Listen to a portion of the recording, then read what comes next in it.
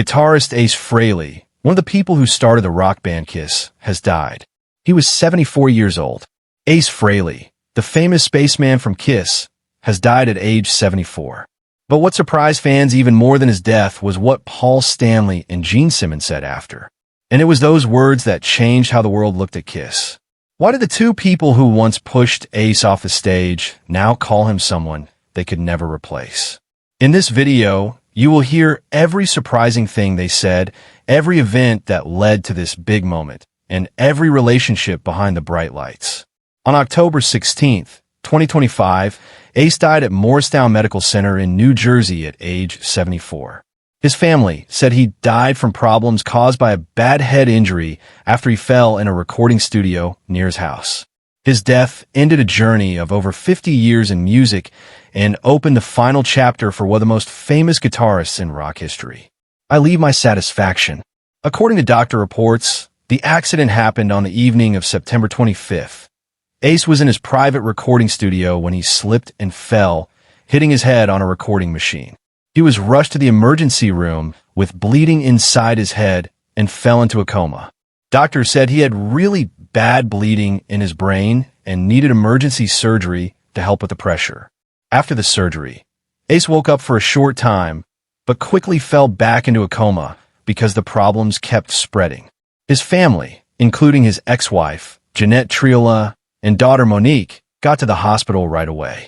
For 3 weeks, they took turns staying next to his bed, hoping he would get better. Medical sources said Ace was put on a breathing machine and kept alive with life support machines. But even with all the care, his brain wasn't getting better. By October 10th, the main doctor said the chance of him getting better was almost zero. Ace had been in good shape physically, but he had dealt with health problems before because of alcohol and drugs, car accidents, drug overdoses, all of it, right? And then there were the women.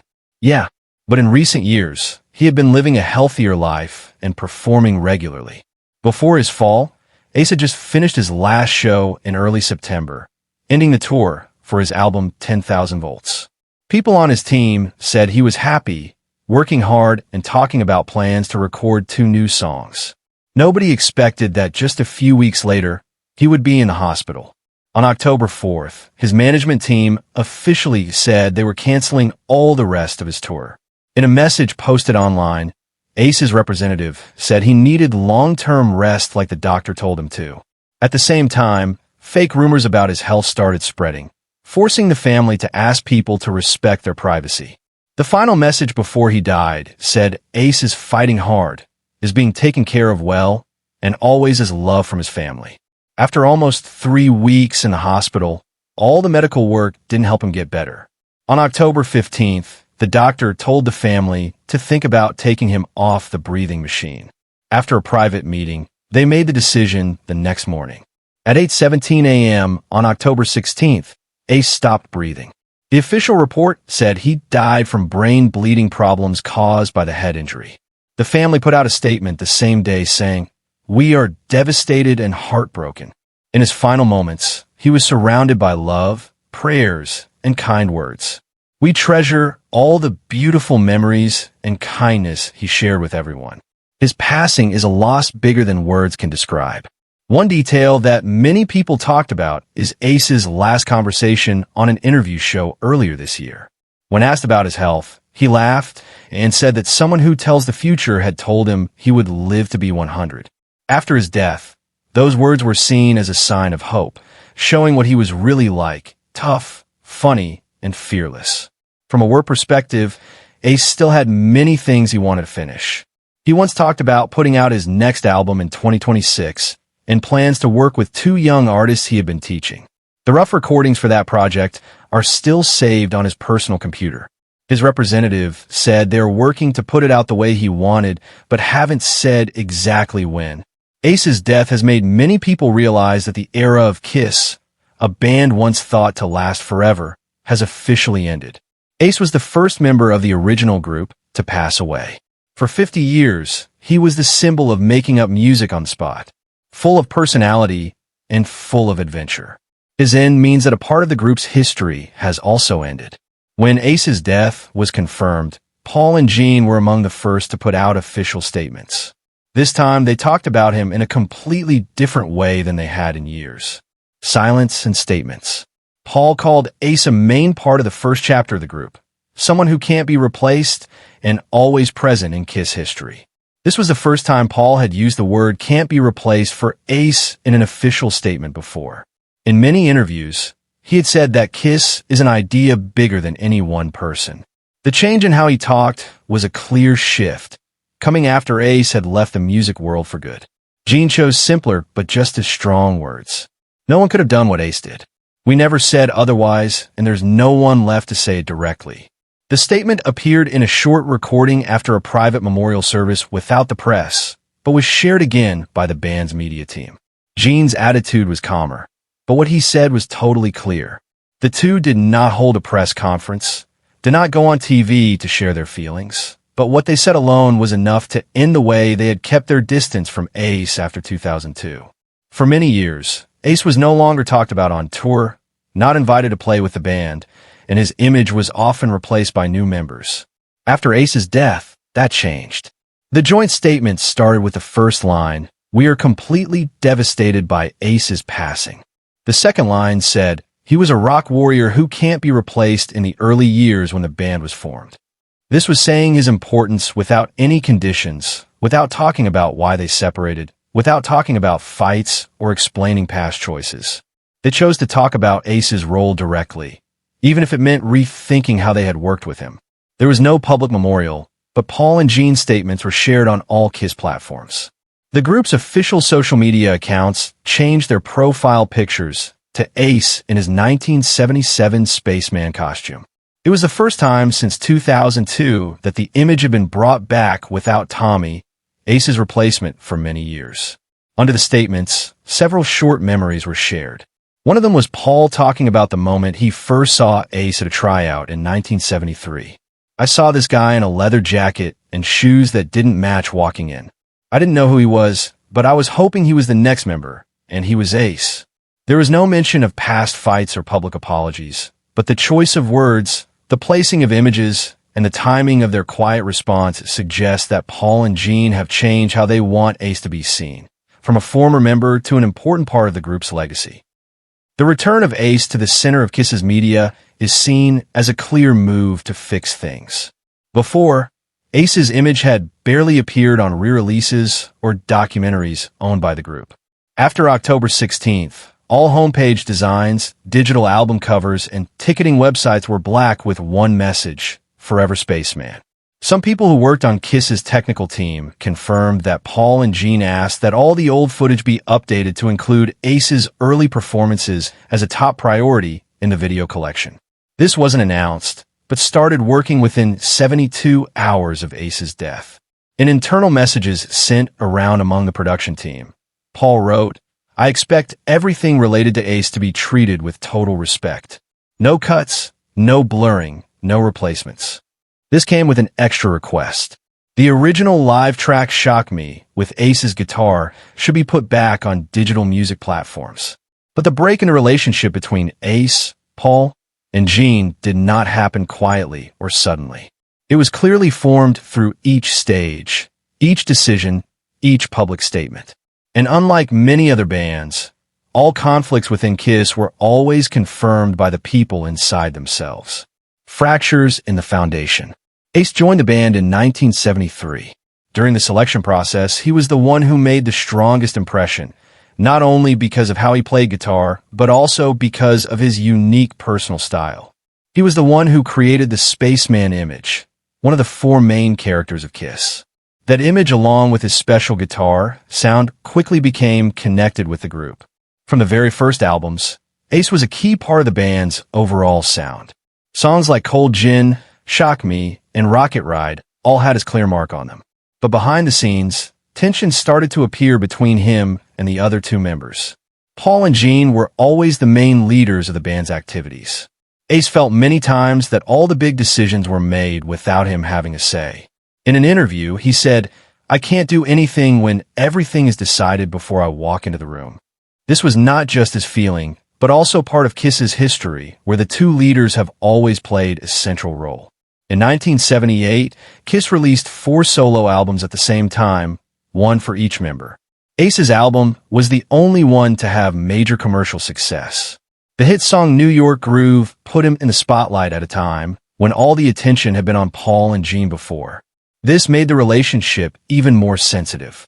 From the late 1970s, Ace started to be left out of many group decisions. He fell into drinking and drug use.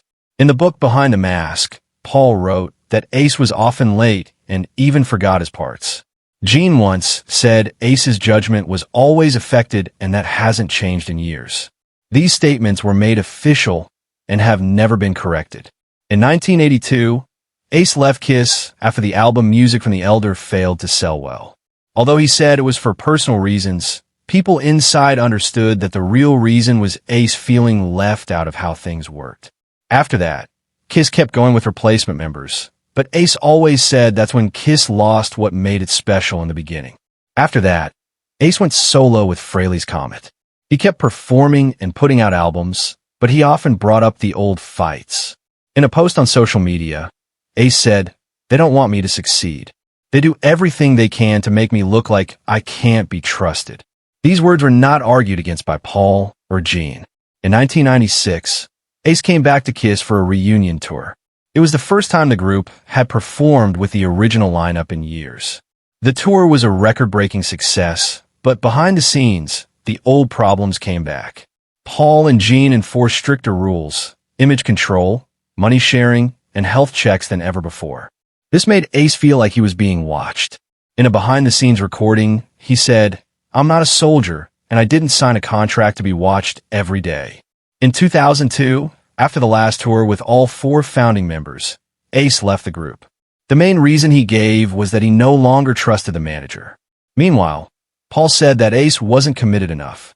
Gene said that Ace left the tour because he couldn't handle the pressure. From then on, the 3 of them didn't appear on stage together. In the following years, the conflict turned to another direction: ownership of the image and symbol. Paul and Gene kept using the Spaceman character for shows, but let a new member take over. Ace didn't accept this. He once said, "I created the character. They can't put a new face on something that is connected with me." The incident turned their relationship from a personal tension to a legal and trademark conflict. In 2014, Kiss was put into the Rock and Roll Hall of Fame. Ace did not perform with the group. "I don't have to stand next to someone who called me useless to get a title I deserve," he said at a press conference. Paul did not respond to the statement. Gene said, "We respect what he has contributed, but we also have the right to move on." In the years since, Ace has said no to all offers to get back together. He claims the terms are unclear and forceful. When asked about the possibility of sharing the stage with the group one last time, Ace replied, "It's not because I don't want to. It's because I can't accept the way they treat me like an outsider." Paul and Gene have never directly apologized to Ace in any interviews, but in recent statements, both have mentioned missing out on moments that should have been shared. A podcast recording that went viral in early 2024 has Paul saying, "I don't know if it's worth holding on to something that's been unpleasant for so long." This is one of the rare times he doesn't deny the role of personal conflict within the group. For nearly 50 years, Ace has been the one who held things together, but also the one who was left out of the center. The relationship between him and the other 2 was not hidden. It was always there in every sentence, every decision, every refusal to shake hands. And it was these things that made it clear why their separation couldn't be fixed. Underneath it all, there was one thing that never changed. Who laid the foundation for Kiss's identity in the first place? It wasn't about contracts, sales, or positions. It was about the roots where it all began. And that part was none other than Ace. Origins never replaced. Ace was the last person to be picked for the original Kiss lineup. His 1973 tryout brought him into the band not just because of his guitar skills, but because of something no one else had. He was unlike anyone else before him. He didn't copy anyone. He didn't follow a formula. He came in, plugged in the amp, and played like it was his own thing. Paul once remembered that moment. "I looked down from the railing and thought, I wish that person was in the band." It was Ace. Soon after he was chosen, Ace developed the character of Spaceman, the alien with the guitar. This was a big part of the early image of Kiss. Although Paul and Gene often changed the direction of the group, Ace always kept his own style. He was quiet.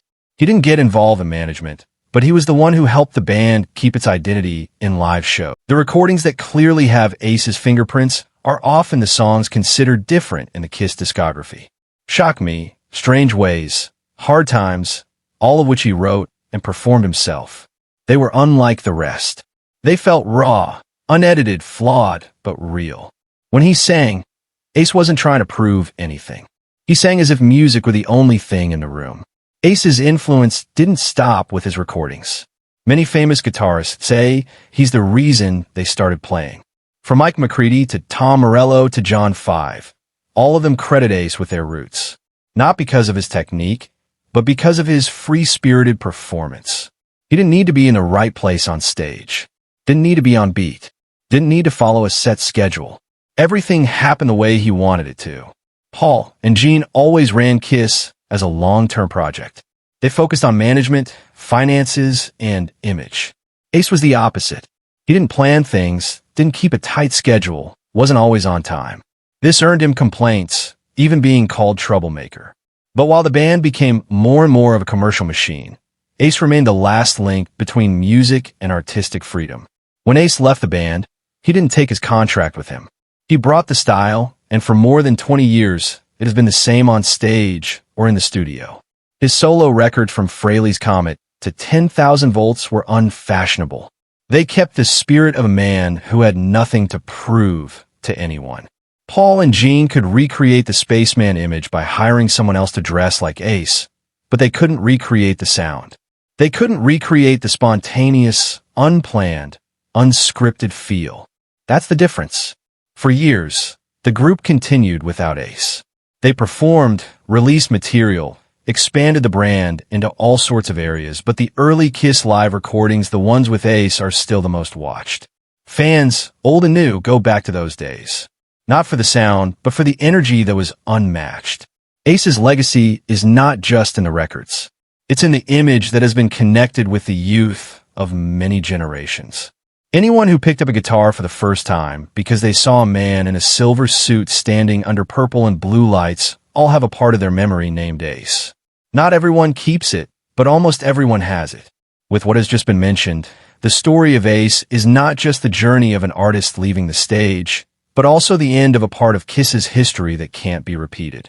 If you've ever heard an Ace riff and found yourself wanting to pick up a guitar for the first time, or if you've ever watched them reunite and then fall apart, leave a comment below to share your feelings about this special character. Don't forget to like if you found this video valuable. Share it with your former Kiss fans, and subscribe to the channel so you don't miss out on the most honest and complete musical stories. Thank you for watching until the end.